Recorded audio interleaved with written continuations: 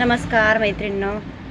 बघा मैत्रिणींनो, काय होतं माहिती आहे का, असे जेव्हा ब्लाऊज शिवायला येतात तेव्हा आपल्याला कोणकोणत्या अडचणींना समोर जावं लागतं.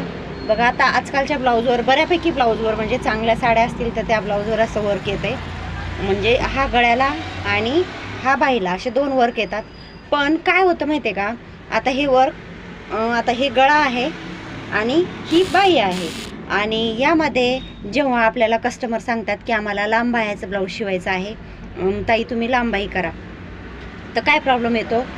40 इंच, 36 इंच, 38 इंच जर छाती असेल तर जर आपण बॅक साईड कट करायला गेलो तर कमीत कमी शिलाई मार्जिनचं धरून म्हटलं तर इथपर्यंत आपल्याला कटिंग करावं लागतं.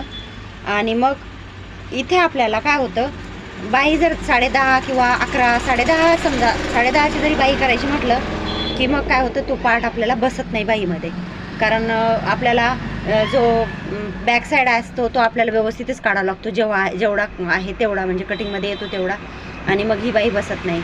अशा वेळेस खूप प्रॉब्लेम येतो, तुम्हाला पण येतो ना. मग मी काय करते, डायरेक्ट शॉर्ट बाही जेवढी आखलेली आहे तेवढी बाही करून घेते आणि त्यांना सांगते की मोठी बाही बसत नाही, कारण बसतच नाही, मग ॲडजस्ट करावं लागतं.